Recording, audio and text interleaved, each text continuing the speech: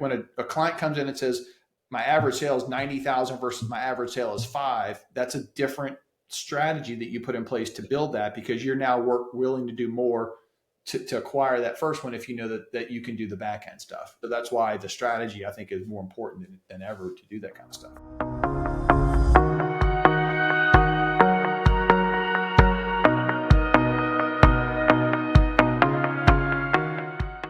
All right, we're back for another episode of the Spotlight Podcast with André Savoy. Welcome, André. Thank you, Nick. Appreciate the opportunity to be here with you. You're a super smart guy who introduces himself as a marketing consultant and wannabe fishing captain. Yeah. I'd like to caveat that with you've been in marketing for a very long time and speak to it at an extremely high level. So we're really grateful to have you here to borrow some experience and maybe a little knowledge too. Awesome. Looking forward to it. Yeah.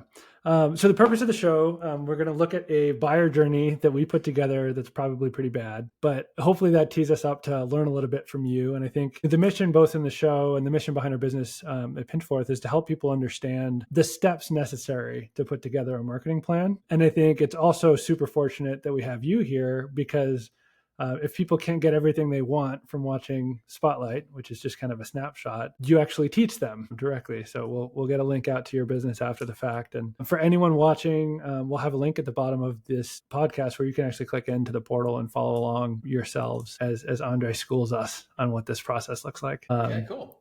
All right. So you ready? Yep, let's do it. All right. Talking about my favorite topic. We're going fishing. Here we go. Screen share. Journey. All right.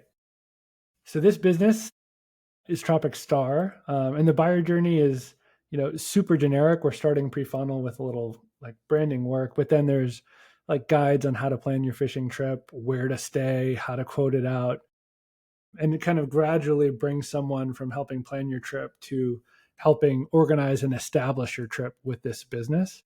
And the goal is to get them like into the organization as a customer. Again, they have no idea we did this. This is nothing to do with what they're actually doing in marketing. It's totally us brainstorming. But if you were the CMO and we put this in front of you, kind of where would your mind take it? Well, so in general, this is a high ticket business and it's a high ticket destination kind of experience to go fishing. So it's not quite the same thing as like if you were to visit, say, Destin, Florida, and want to go on a half-day fishing trip. So it's not really the same kind of experience. These guys are in Panama. People have to, it's planes, trains, and automobiles to get there, and all this. So, but what you've outlined here is what, after almost 20 years of being in the marketing space, most people are focused on, which is getting leads and sales, right? So branding, bringing people in, websites, deals, right? Whatever your offer is, getting that first purchase, all that sort of stuff, which is kind of that straight line that everybody likes. Like I did this and it led to this sale. So this is a one-to-one kind of thing. And it's all important because that's the front end of things. But my approach is a little different because I got educated early on. So I'll tell you a quick story. So I have a client that's in the jewelry space, and jewelry is not unlike fishing, just in that people don't buy. That's the quote. Jewelry is not unlike fishing. Yeah. Well, people don't buy jewelry all the time. They don't go fishing all the time. Jewelry is expensive. Fishing is expensive. There's a lot of similarities to it. There's an emotional reason that people usually want to go fishing rather than just like, if you're just interested in meat for your freezer, you just go to the local supermarket. So it's really like an emotional kind of experience, which is jewelry is kind of the same way. But anyway, I had a jeweler that's a third generation jeweler. They've been around for almost 80 years. And they went and studied their books, Nick. And the question that they posed the financial auditor was, what's the average value of a sale? So in the jewelry space, the average engagement ring, say it's $5,000, right? Just for round math. So to like looking at what you have here, to a fishing trip, like a fishing trip at Tropic Star might be $5,000. Same kind of thing. So, but that's the front end. So if you said, hey, evaluate my marketing based on the front end of this funnel, I got a sale, I made $5,000. Same thing in the jewelry business, right? I sold a $5,000 ring. But what they found in the jewelry space is that once somebody bought that initial ring, they came back to the jeweler and bought a Christmas gift or a graduation gift or a larger diamond later. Or maybe if they're like me, they got divorced and got remarried, they bought a second ring. And they have clients that get into their 60s and bring their kids in to buy their engagement ring. So just if you had to guess, Nick, what do you think the average value of one engagement ring sale is? Customer value, long yeah. time. What's the value? Just guess. 25K. Okay, it's $90,000. Wow, that's amazing. Yeah, that's so amazing. Think about how you would apply that thinking and like what you're looking at here, your chart, what's missing, that bottom of the funnel thing. So like if your marketing strategy is all about making your numbers work and you're going, okay, I built out the first part of my funnel. And if I get to the end successfully at that first conversion, I made $5,000. Well, what if you scratched out the 5 and wrote in 90, right? That would change it's a little better. The ROI, right? Yeah. So that's why building out the back end of this funnel is important, especially for businesses that are high end or upscale, like Tropic Star, where if somebody comes fishing with them, there's a very good chance they have the means to come back and do it again, or to become ambassadors for the brand and tell people about it, have them come back, or bring their kids back, or whatever it is. But there's just all these opportunities once somebody has made that first sale, like you have there, to then move into the next phase of the customer journey, and that requires marketing. So, if you stopped your marketing at the first conversion and you said, great, they had a good time, you are then assuming that they're going to remember you next time they want to come fishing and that you will somehow remember to go there. That you won't at that point have been distracted, like, well, I went to Panama, maybe I should go to Hawaii. And it's the same thing with jewelers. If they make a mistake to think, well, you bought your engagement ring from me, you're done. Yeah. Maybe for sure you're coming back, right? No. It's like, I walked you to the car. I did all this stuff. It's like, no, I forgot somebody else has got a shinier object later. So the bottom of funnel things are very important. And I think they're even more important to hire the ticket of the business like Tropic Star, because people coming back a second or third time, well, you don't necessarily have to spend. I mean, Nick, the amount of time and effort and money that goes into getting that first conversion, right? So if you look at the tactics and what gets done to bring somebody back a second, third, fourth time and make, go from that $5,000 sale to that 90 grand, which is just an enormous amount of profit in the business, those are all bottom of funnel tactics. And I think the top of funnel stuff is sexy because if people are in pain and their business is suffering and they just can't get past, I need sales, like that's where their brain is. But yeah, successful businesses that I've worked with over the years are always focused on their bottom of funnel, which is, remarketing, engagement. This is offers to come back a second or third time. And, a lot of times it doesn't have to be things that are related to money. If somebody had a great experience and they trust the business, then maybe it's an opportunity to do a new experience. Maybe it's opportunity to see a new boat, fish for a new species, try a different boat, that kind of thing. So those are all, like, oh, we got this brand new experience. You want to come back and do it. Well, that doesn't really cost you a lot of money to market that to your prior customers, but that's because you got them. Yeah. But that's stuff that, they could come back and spend double or triple the amount of money that time. So bring a corporate group, right? So there's all kind of special things you could look at, like, bring your customers this time, Adding these. I think this is fascinating because, I'm from the tech marketing space and it's all about user acquisition and once they're in the product, Yeah. Unless you're scaling, but when you and I talked the first time and the way you're talking now, like bottom of the funnel is really that like retained customer. Like the funnel doesn't stop when they're acquired, which, I think a lot of people live in that mindset. Like the funnel is over now, they're, the product or the sales team or someone else's job. But, with a business like this, the jewelry is another good example. You wouldn't think of them having multiple touch points and cyclical journeys that hit the customer after they've made a purchase like an engagement ring, because very few people are going to buy another engagement ring, but there's so many other things they could shop for. And you're kind of doing the same thing here.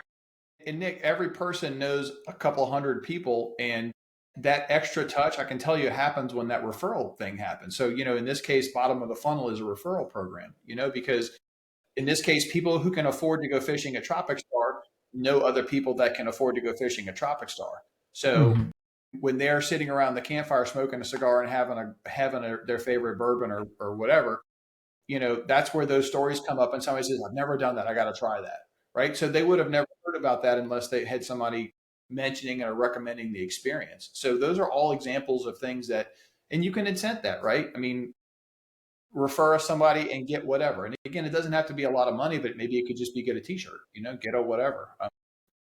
So those are all things that, we look at building in, because a lot of businesses, I'll give you another example. I work with a client that sells home warranties, and it's the same kind of thing. They spend all this money, a couple $100,000 a week, getting in new sales, but then in their case, they have to keep the sale, keep the customer active. And so they're just now learning as we're working together at what we can do to kind of post keep them sale engaged, develop the relationship so that the customer stays, because in their case, if they lose them all together. So it's the same kind of thing. It's what happens after that initial sale that makes sense for you as a business to work through and deepen that relationship so that customer stays, they come back, and that they spend additional money, or they send people your way, as long as they can, because that's where your real profit comes in, when you can get 2 or 3 sales out of a customer instead of one, and that's just bottom line ROI. And it's got nothing to do with warm and fuzzies. It's just about making money at that point. Yeah.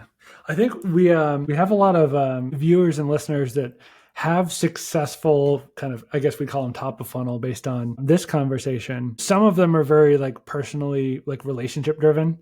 So decent businesses, $5 to $15 million a year turnover, but they're all relationship driven. They're not systematic yet. What I'm going to ask you, is there a threshold within the business where you say, okay, that's good enough for now. We need to put a lot of attention at the bottom of the funnel before we pump more juice into this thing? Is there any kind of number or ratio you look at to know when that justifies focus? Nick, I guess the one thing I can tell you at this point is that the larger the business, I think the more money they make from focusing on bottom of the funnel. So I found the last client we engaged with was a 30 location branch with, doing 15 million a year, and they had zero bottom of funnel. We all put this in place immediately. So, those are things that I think make a huge difference. That's awesome. I mean, this is super valuable. I think it's so easy to get sucked into a tactical vortex and, I got to do this and that, and these guys are doing this, and think that that's where the juice is, and forget that sometimes the boring stuff and talking to the people who already know who you are is where all the ROI is. And that jewelry example was fantastic. Yeah. And that's, and I'm going to tell you right now, the other thing that's funny is even though we're about digital marketing, the truth is that a lot of this are things that people who are in brand marketing have known for a long time. So, you'd be hard pressed to find a radio or TV executive that really understands advertising to tell somebody that, okay, well, after you get that first client, we're done. This is about going to get new clients. And they're like, no, it's about developing that customer relationship over the span of time. So for life, call it, so I mean that people have been talking about that for years, but for some reason in digital marketing, we get focused on, we got to click, we got to the website, here's our conversion rate, here's our ROI, here's our return on ad spend. It's that's one piece of the puzzle. It's not holistic in any sense of the word, and you got to make each piece work. And I'm not dismissing top of funnel, but when a client comes in and says my average sale is 90,000 versus my average sale is 5, that's a different strategy that you put in place to build that, because you're now willing to do more to acquire that first one if you know that you can do the back end stuff. So that's why the strategy, I think, is more important than ever to do that kind of stuff. Super, super well said. So if people want to be more involved with you and learn, tell us about your program. I think that's amazing. Yeah. So, after almost 20 years of running an agency and working with people one-on-one, I found that there were a lot of things that I kept telling clients over and over again. And what I found is that if I could get clients to learn more, they were better customers, and they were more engaged, and they were more able to help themselves. And so they needed less help. So I'm a big believer in that. And so after 20 years of running an agency, I actually walked away from my agency to start a group, what I call a hybrid program, where it's a hybrid program where I'm coaching, and I'm also putting a lot of training materials, and we have a community. And the whole thing's less than $100 a month. So it's not about charging people, a lot of money, but it's just there because I really wanted to kind of take this and put it into a group setting. I literally, right before this call, just got a text from a client. He's like, oh my God, I actually loved everything in here. He's like, this is amazing. And he was a guy that runs a 2-location business, probably does $2 or $3 million a year. And he's always felt like things were confusing, so for him to go through that and say, I don't feel confused anymore. Now I know what I need to do, and I feel more empowered to do it. I won. Not a sense about me winning, but that's really what my goal is with this, is to bring that to people and share what I've learned over the years in an affordable group setting.